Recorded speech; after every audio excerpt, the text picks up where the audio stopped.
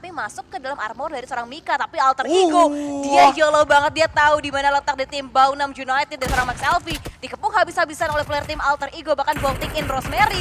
Dengan PD-nya, dengan DBS-nya kali ini, coba mencari di mana satu penggawa tim BN United. Yap, dan vaulting tadi menurut gue bagus banget karena apa? Karena bisa ada kemungkinan tertembak dari bagian atas karena udah di dalam atau di bagian luar dari rumah ini. Dan masih dicari Max LV, ada pergerakan Alpha juga dengan sebuah DBS, tapi hati-hati Alpha, 2 player mengepung Anda, turun 1, tertembak Alpha, sulit banget 3 player, justru fokus ke bagian Alpha, tapi Nate dilempar oleh Octa, knockdown, juga didapatkan karena bagian BN United tidak 1, tapi 2, yuk bisa yuk, Alter Ego Ares 3 ternyata tumbang dari tim BN United, the last man standing dari seorang Break, akankah dia di break, dan Break hancur, Break pulang ke lobby, Alter Ego Ares memenangkan fight yang begitu gemilang, dan ini penting, karena apa? Mereka butuh ini untuk touchdown ke zona berikutnya. Ya betul, dan ini sebuah advantage banget buat tim Alter Ego. Mereka unggul banget dari segi poin eliminasi, dari segi untuk tempat yang mereka tempatin sekarang juga. Dan sekarang kita melihat kembali dari tim RRQ, mereka mengambil di bagian area rozoknya, sedangkan di area school kali ini di retake area juga oleh pergerakan dari player tim Genesis, sedangkan di bagian area perbukitan lainnya masih melakukan upaya pengintaian juga.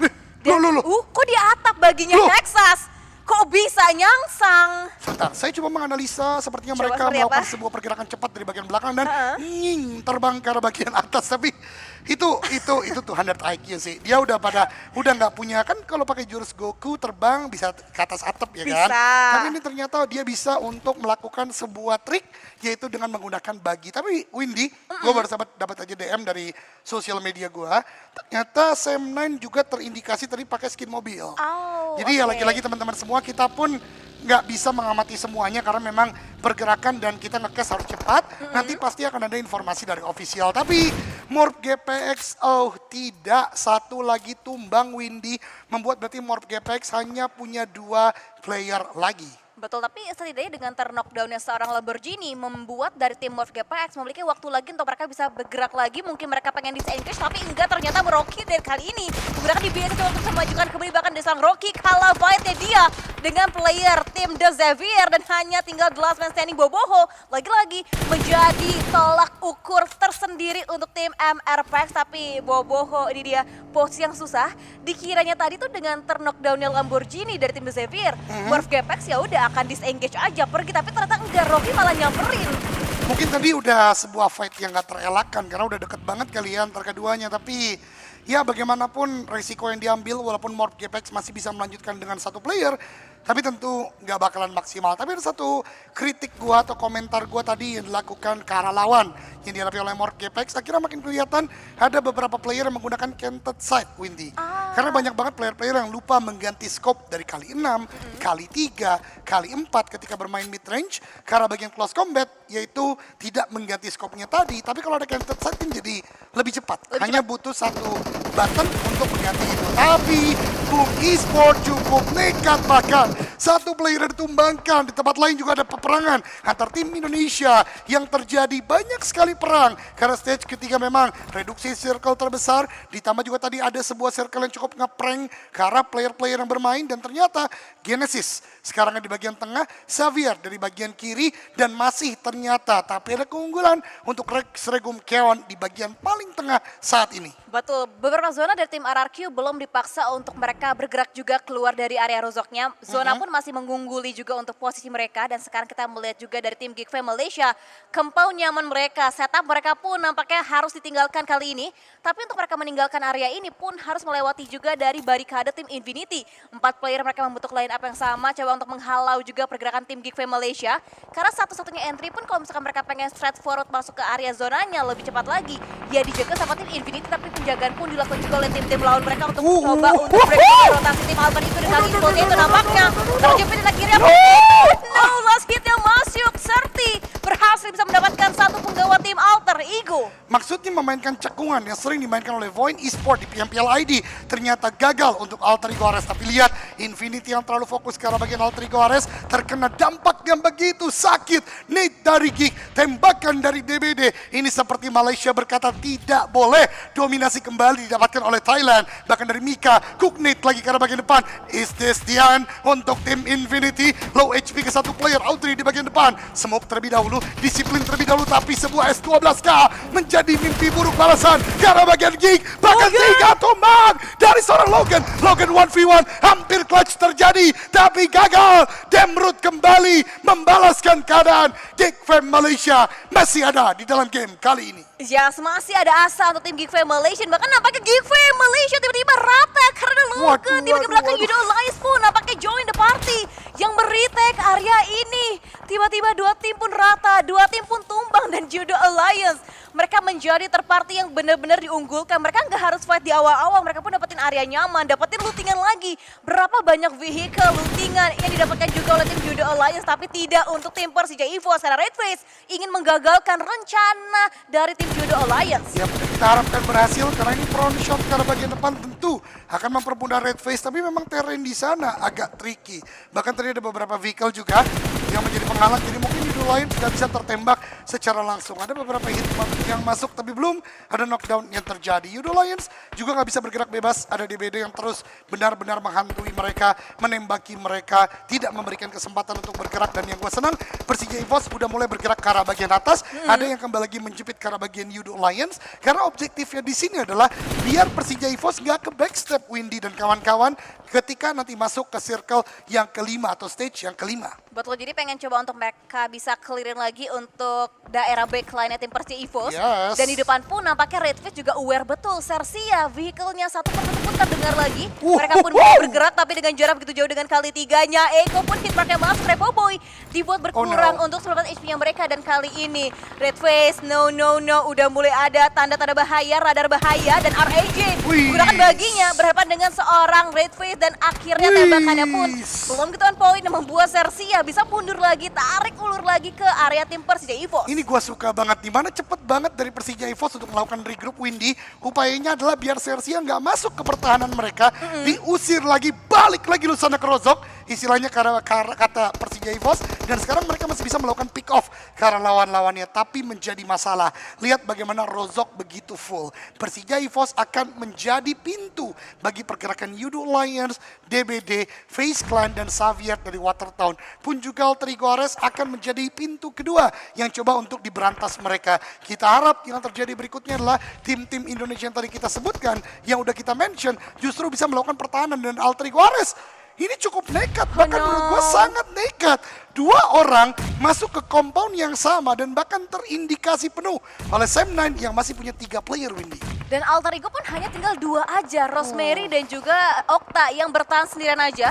Mereka sharing compound, bahkan granatnya no on point. Kenny dengan granatnya connect berarti membuka lagi kesempatan Sam9 bisa meratakan anggota terakhir tim Alter Ego. Tapi kita akan fokus dulu untuk tim Judo Alliance. Dan seorang Oldio mengukang granatnya tapi dimajuin lain. Akhirnya Sam9 berhasil bisa breaking in ke tim Alter Ego, membuat Alter Ego pulang di hashtag yang ke-12. Gua ngerti sih, Alter Ego memang masuk ke arah bagian Rozok untuk mengambil posisi high risk-nya. Karena memang 2 player ketika nanti mau jebol nggak mungkin ya kan. Jadi coba untuk mengambil ke arah bagian tengah. Memang Sam9 pengamatan yang tadi sempurna banget bisa kita katakan.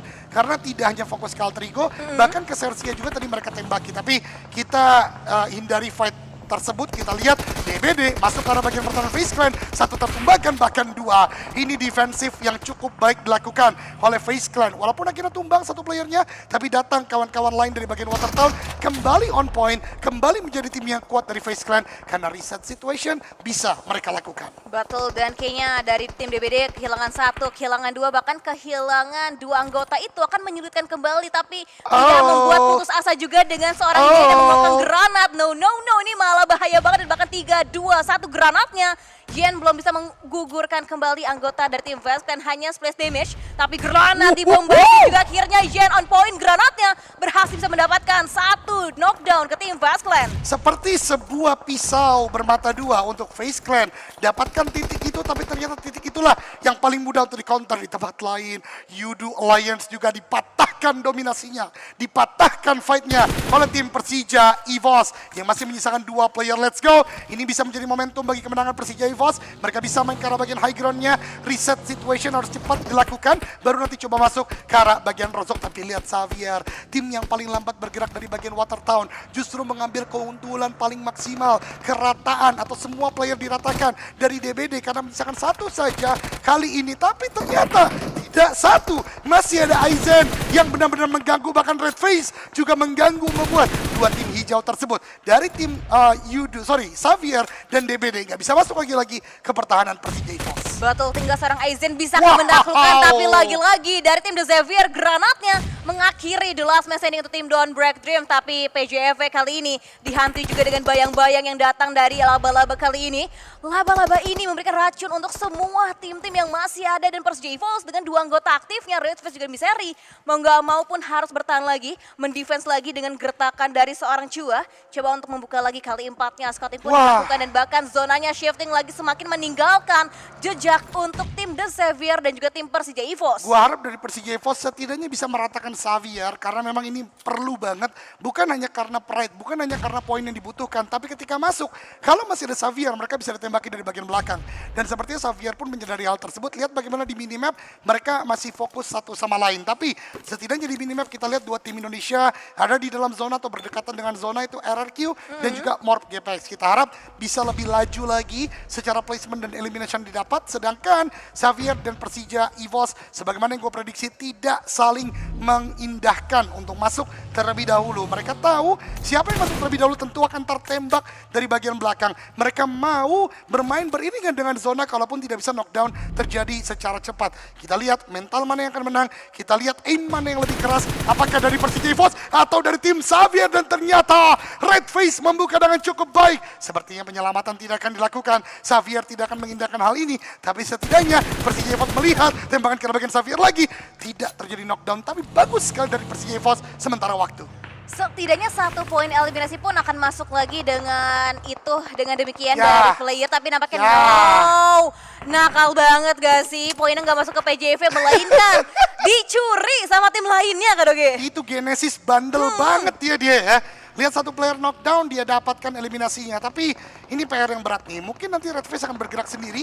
Miseri akan coba untuk melakukan sebuah backfire dari bagian belakang. Dan baru gua katakan benar terjadi, tapi Lamborghini tumbang. Justru Linear Beko berarti Xavier yang misalkan 1 orang yuk bisa Persija masuk. Ternyata dari seorang Levi's masih cukup pelimpungan, smoke dilemparkan, namun Red Face pun ternyata gagal dalam pergerakannya untuk maju. RRQ makin memperluas gerakannya di bagian belakang, ada tembakan-tembakan yang cukup banyak ternyata datang dari Xavier, datang dari tim-tim lain juga. Namun lihat Miseri mulai masuk ke dalam, yuk bisa ratain Xavier, please Miseri, kamu bisa mengganti karena bagian M4, membuat jaraknya cukup jauh dengan player dari Xavier ini. Ada tembakan karena bagian headshot, belum ada knockdown yang terjadi keduanya, ada sebuah jump shot, tapi justru gagal didapatkan oleh Miseri. Oh tidak, Levi's terlalu kuat dengan DBS-nya Windy. Betul, tapi posisinya pun juga sulit ya, ditembakin juga di belakang. Banyak banget memang semua mata melihat di fight antara The Xavier versus dari tim Persija EVOS, dan fight tersebut dimenangkan kembali oleh seorang Levi's. Tapi Levi's, dia mempop out banyak banget smoke lagi untuk memblocking vision yang tidak terarahkan dari lawan mereka. Bahkan sekarang Genesis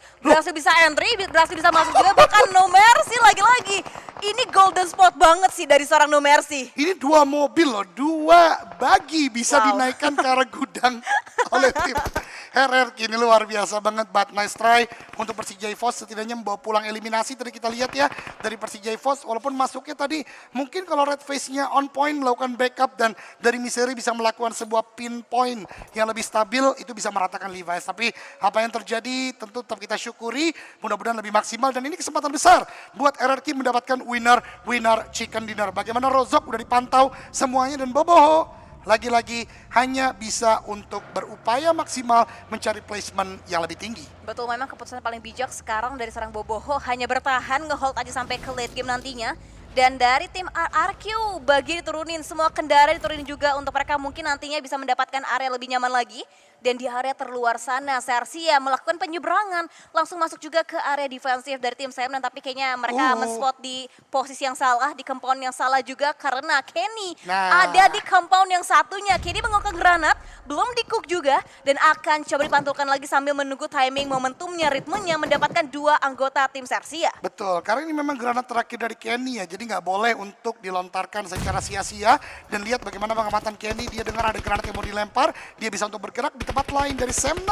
Tadi ternyata penembakannya tidak hanya fokus ke arah bagian dari Sersia, Box Gaming pun mereka juga. Box Gaming di hari ini cukup banyak late game yang mereka dapatkan, tapi lagi-lagi tidak berhasil untuk break the limit, masuk ke dalam late game yang lebih maksimal. Bahkan sekarang hanya menyisakan 2 player saja, namun RRQ di waktu yang bersamaan lebih dominan, lebih luar biasa, high ground control yang sempurna, tapi Sam9 dan Sersia close combat Uzi atau DBS yang menang kali ini. Wow, 1v1 attrition antara kedua tim ini dan Kenny masing Hulk juga menggunakan Uzinya.